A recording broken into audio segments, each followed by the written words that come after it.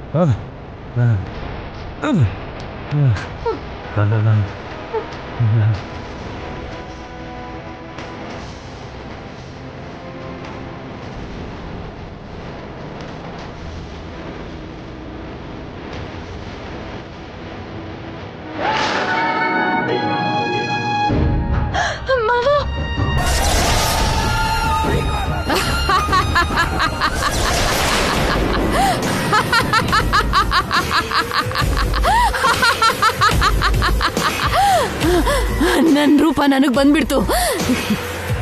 ನಾನು ಅಂದ್ಕೊಂಡಿದ್ದನ್ ಸಾಧಿಸ್ಬಿಟ್ಟೆ. ನಾನು ಅಂದ್ಕೊಂಡಿದ್ದು ಸಾಧಿಸ್ಬಿಟ್ಟೆ. ಮಾವ ಎದ್ದೇಳು ಮಾವ. ಮಾವ ಎದ್ದೇಳು ಮಾವ. ಮಾವ ಎದ್ದೇಳು ಮಾವ. ಮಾವ, ನೀನ್ ಎಷ್ಟೇ ಕಣ್ಣೀರ್ ಹಾಕಿದ್ರು ಸತ್ತಿರೋನ್ ಮತ್ತೆ ಬರೋದಿಲ್ವೇ?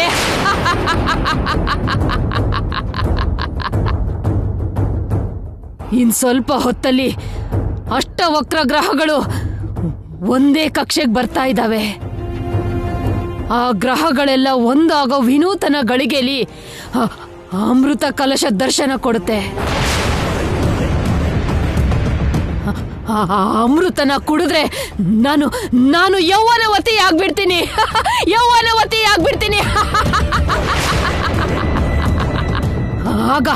ಆಗ ನನ್ನ ಜಯಿಸೋರು ಯಾರು ಇರೋದಿಲ್ಲ. ಮಾವ ಮಾವ ಮಾವ ಮಾವ.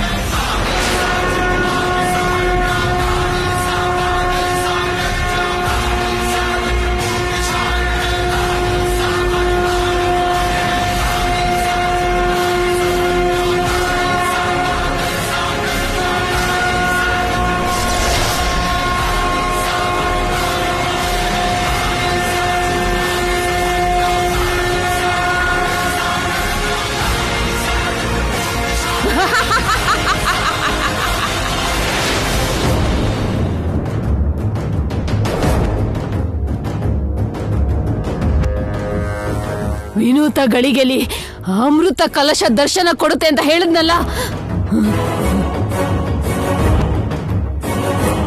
ಆ ಅಮೃತ ಕಲಶ ಇರೋ ಪೆಟ್ಟಿಗೆ ಇದೆ.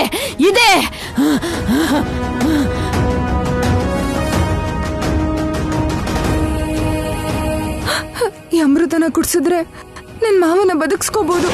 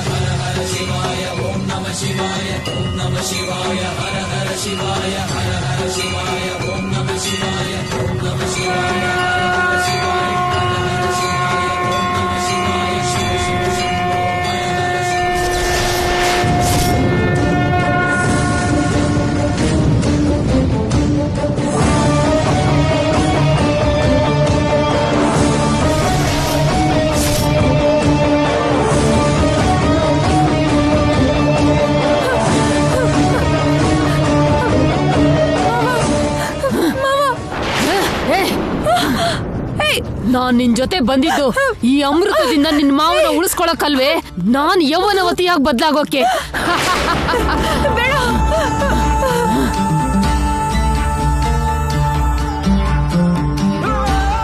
ಮಾವ, ಅರ್ಜುನ ಬದುಕ್ಸ್ಕೋಬೇಕು ಮಾವ. ಆ ಅಮೃತನ ಕೊಡಕ್ ಹೇಳಿ ಮಾವ. ಮಾವ, ನಿಮ್ ಕಾಲ್ ಹಿಡ್ಕೋತೀನಿ ಮಾವ. ಅರ್ಜುನ ಬದುಕ್ಸ್ಕೋಬೇಕು ಮಾವ.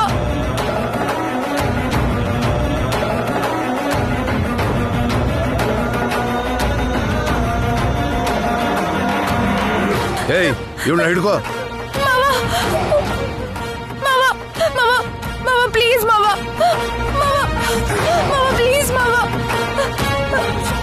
ಮಾವ, ನನ್ ಗಂಡನ ಬದುಕ್ಸ್ಕೋಬೇಕು ಮಾವ. ಅಮೃತ ನನಗೆ ಕೊಡಿ ಮಾವ. ನಿಲ್ಸಿ, ಅಮೃತ ನನಗೆ ಕೊಡಿ. ಬಿಡೋರಲ್ಲ.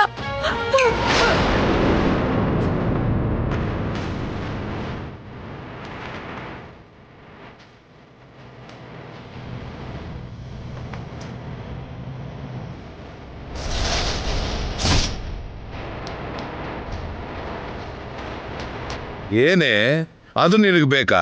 ನೀನು ಬಾವನ್ ಬದುಕಿಸ್ಕೋತೀಯಾ? ಅವನು ಸತ್ರೆ ನೀನು ಸಾಯ್ತೀಯ ಕಣೆ. ನೀವಿಬ್ರು ಸತ್ರೆ ನಿಮ್ ಮನೆಯವರೆಲ್ಲ ಎದೆ ಹೊಡ್ಕೊಂಡು ಸಾಯ್ತಾರೆ. ಆಮೇಲೆ ಈ ಊರ್ಗೆ, ನಿಮ್ ಮನೆಗೆ ನಾನೇ ರಾಜ ಆಗ್ತೀನಿ. ಈ ದೇವಸ್ಥಾನದಲ್ಲಿರೋ ಆ ತಾಡಪತ್ರ ಗ್ರಂಥನ ನನ್ ಸ್ವಂತ ಮಾಡ್ಕೊಂಡು ನಾನು ಈ ಪ್ರಪಂಚದಲ್ಲೇ ನಂಬರ್ 1 ಸ್ಥಾನಕ್ಕೆ ಹೋಗ್ಬೇಕು.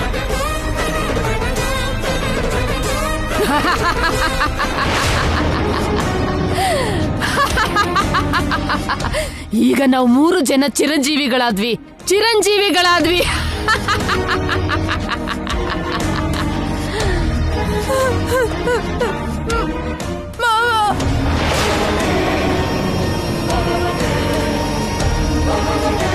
ಕುಡ್ದಿರೋ ಅಮೃತದಿಂದ ನಿತ್ಯ ಯೌವನವತಿಯಾಗಿ ನನಗಿರೋ ಶಕ್ತಿಯಿಂದ ಈ ಪ್ರಪಂಚನೇ ಆಳ್ತೀನಿ.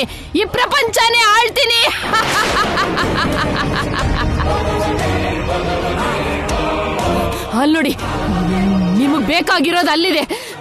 ಬನ್ನಿ.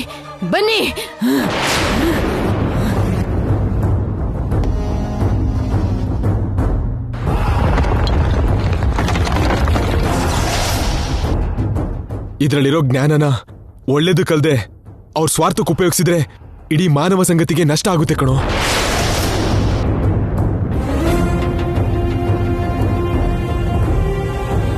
ಆ ದೇವಾಲಯಕ್ಕೆ ಅದ್ಭುತವಾದ ಚರಿತ್ರೆ ಇದೆ ಅಂತ ಎಷ್ಟೋ ಜನ ಮಹರ್ಷಿಗಳು ತಪಸ್ ಮಾಡಿ ಎಷ್ಟೋ ಒಳ್ಳೆ ಬೆಲೆ ಬಾಳೋ ಗ್ರಂಥಗಳನ್ನ ರಚಿಸಿದ್ದಾರೆ ಅಂತ. ಅದರಲ್ಲಿ ವೇದ ವಿದ್ಯೆಗೆ ಸಂಬಂಧಪಟ್ಟಿರೋದಷ್ಟೇ ಅಲ್ಲದೆ ಸರ್ವ ಮಾನವ ಸಂತತಿಗೆ ಉಪಯೋಗ ಆಗೋ ವೈದ್ಯ ವಿದ್ಯೆಗೆ ಸಂಬಂಧಪಟ್ಟಿರೋ ಅಮೂಲ್ಯವಾದ ಗ್ರಂಥಗಳು ಇದೆ. ಅವರು ರಚನೆ ಮಾಡಿರೋ ಗ್ರಂಥಗಳನ್ನ ಆ ದೇವಾಲಯದಲ್ಲಿ ಭದ್ರವಾಗಿಟ್ಟಿದ್ದಾರೆ. ಅದನ್ನ ಯಾರಾದ್ರೂ ಕಳ್ತನದಿಂದ ದುರುಪಯೋಗ ಮಾಡದೇ ಇರೋ ಹಾಗೆ ಸರ್ಪ ಜಾತಿ ಆ ದೇವಾಲಯನ ರಕ್ಷಣೆ ಮಾಡ್ತಾ ಇದೆ ಅಂತ ನಮ್ ಪರಿಶೋಧನೆ ಮೂಲಕ ತಿಳ್ಕೊಂಡ್ವಿ. ನಿಲ್ಸಿ.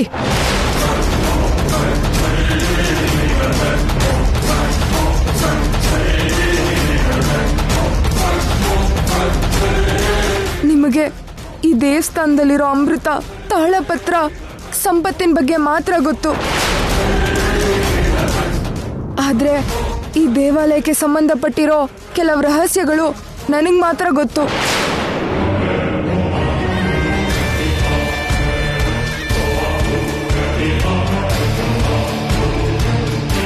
ಅಮೃತ ಕುಡಿದ ತಕ್ಷಣ ಮಾತ್ರ ನೀವು ಚಿರಂಜೀವಿಗಳಾಗಲ್ಲ.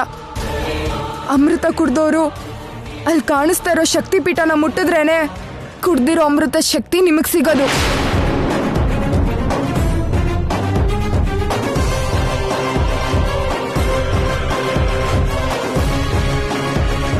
ಅಮೃತ ಕುಡಿದೇ ಇದ್ರು ಆ ಶಕ್ತಿಪೀಠನ ಮುಟ್ಟಿದ್ರೆ ಅಮೃತಕ್ಕೂ ಮೀರಿರೋ ಅತೀಂದ್ರಿಯ ಶಕ್ತಿ ಬರುತ್ತೆ.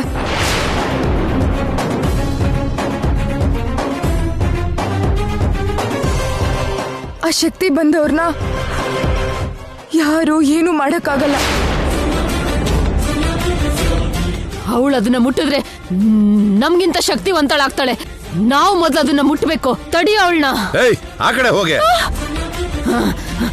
ಬನ್ನಿ, ಮುಟ್ಟಿ ಇದನ್ನ, ಮುಟ್ಟಿ.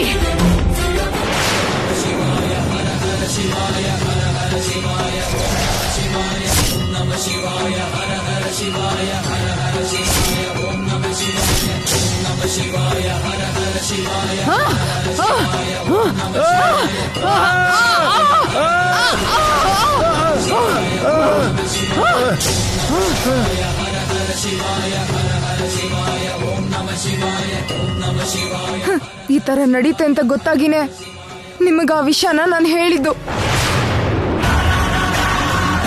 ಆ ಶಕ್ತಿಪೀಠನ ಯಾರೇ ಮುಟ್ಟಿದ್ರು ಮುಟ್ಟಿದ ಕೆಲವೇ ನಿಮಿಷದಲ್ಲಿ ದೇವಸ್ಥಾನದೊಳಗಡೆ ಮುಚ್ಚೋಗ್ತಾರೆ.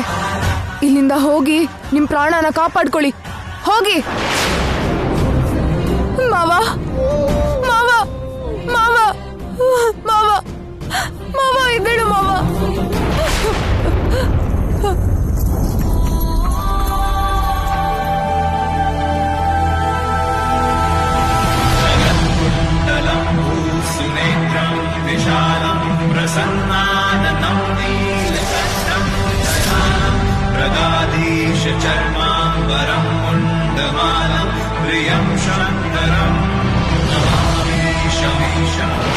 ಮಾವ ಮಾವ ಭೈರವಿ, ಮಾವ ನೀನ್ ಬದುಕ್ಬಿಟ್ಯಾ ಮಾವ. ಭೈರವಿ, ನೀನ್ ಬದುಕ್ಬಿಟ್ಯಾ ಮಾವ.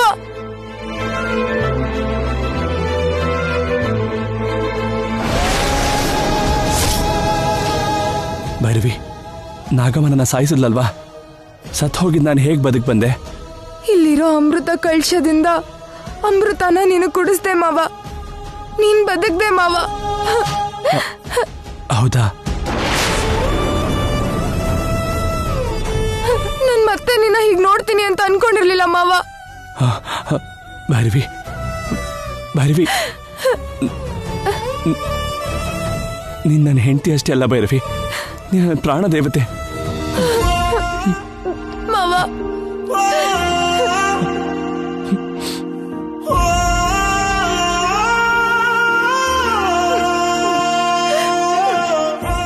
ಮಾವ, ಮೊದಲು ನಾವಿಲ್ಲಿಂದ ಹೋಗ್ಬೇಕು ಮಾವ.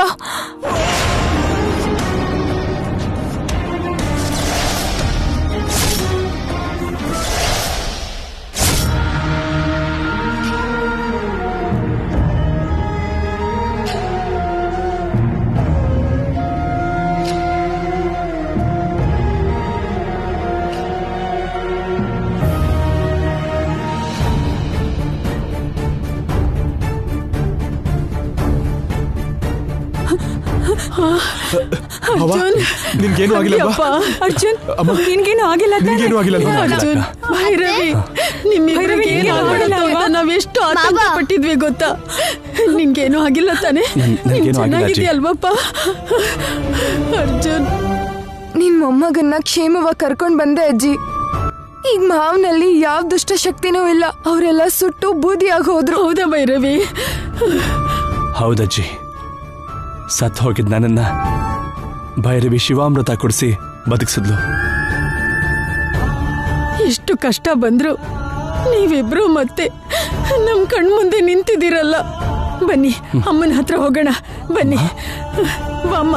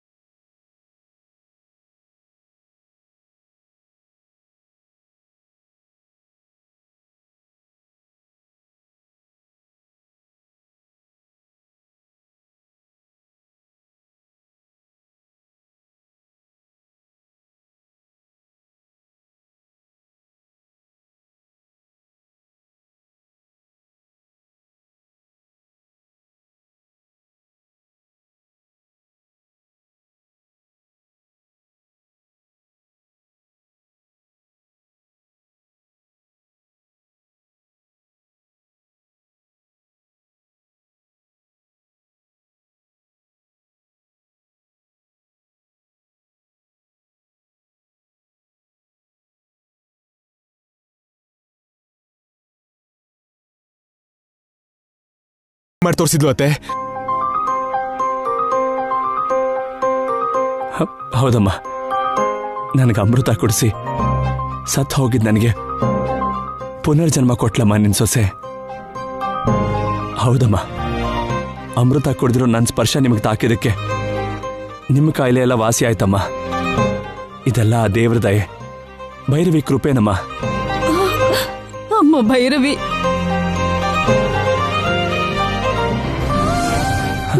ಅಮ್ಮ ಶಕುಂತಲ, ನಿಧಾನ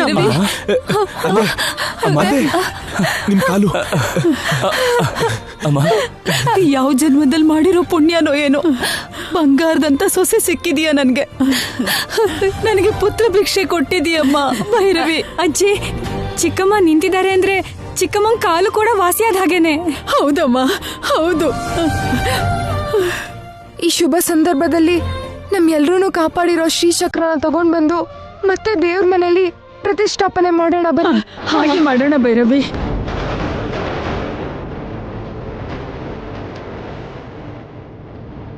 ಅಮ್ಮರೇ, ಅದು ಮಲ್ಲಿ ಧ್ವನಿ ತರ ಇದೆ. ನೋಡೋಣ ಬಾ ಮಾವ. ನೋಡೋಣ. ನಡಿಯಮ್ಮ ಶಕುಂತಲ, ಬನ್ನಿ. ಹುಷಾರಮ್ಮ.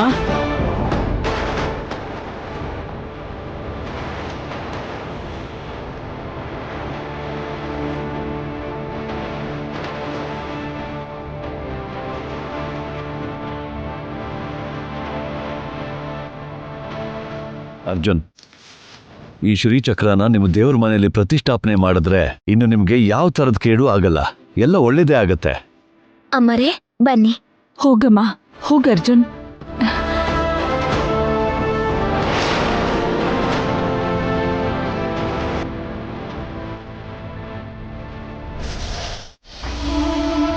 ನೋಡಿಪ್ಪ, ದಂಪತಿಗಳು ಇಬ್ಬರೂ ಸೇರಿ ಆ ಶ್ರೀಚಕ್ರನ ದೇವ್ರ ಮುಂದೆ ಇಡಿ.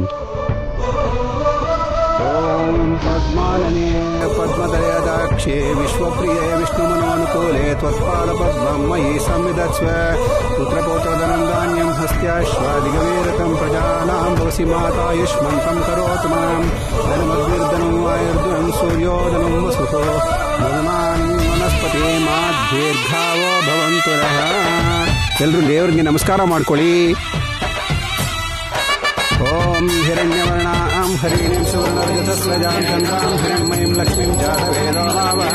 ಓಂ ಹಿರಣ್ಯಪಾತ್ರಂ ಮದೋಃ ಪೂರ್ಣಂ ದದಾತಿ ಮದೋ ವ್ಯೋಸಾನೀತಿ ಏಕದಾ ಬ್ರಹ್ಮಣಮುಪಹರ್ತಿ ಏಕದೈವ ಯಜಮಾನಾಯಸ್ತೇಜೋ ದದಾತಿ ಬ್ರಹ್ಮದೋಃ ಪೂರ್ಣಂ ದದಾತಿ ಮದೋ ವ್ಯೋಸಾನೀತಿ ಏಕದಾ ಬ್ರಹ್ಮಣಮುಪಹರ್ತಿ. ಓಂ ಕರ್ಪೂರವರ್ಣಂ ಸಮರ್ಪಯಾಮಿ. ಎಲ್ಲರೂ ಮಂಗಳಾರತಿಯನ್ನು ತಗೊಳ್ಳಿ. ಕರ್ಪೂರ ಉತ್ತರ ನೀರಾಜನಂ ಸಮರ್ಪಯಾಮಿ. ಮಲ್ಲಿ, ನೀನ್ ಅನ್ಕೊಂಡ ಹಾಗೆ ನನ್ಗೂ ಮಾವಂಗೂ ಮದ್ವೆ ಆಯ್ತು. ಮತ್ತೆ ನೀನು ನಿನ್ ಮಾವನ್ನ ಯಾವಾಗ ಮದ್ವೆ ಆಗ್ತೀಯಾ? ಅವರಿಬ್ರು ಮಾಡ್ಕೊಳ್ಳೋದು ಯಾಕೆ ಭೈರವಿ? ನಾವೇ ಅವರಿಬ್ರು ಮದುವೆ ಮಾಡಿಸಿದ್ರೆ ಆಯ್ತು.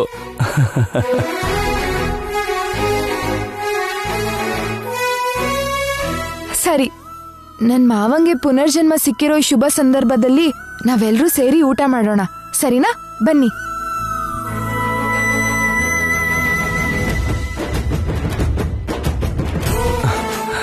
ಅಮ್ಮ, ನೀವಿಬ್ರು ಬನ್ನಿ.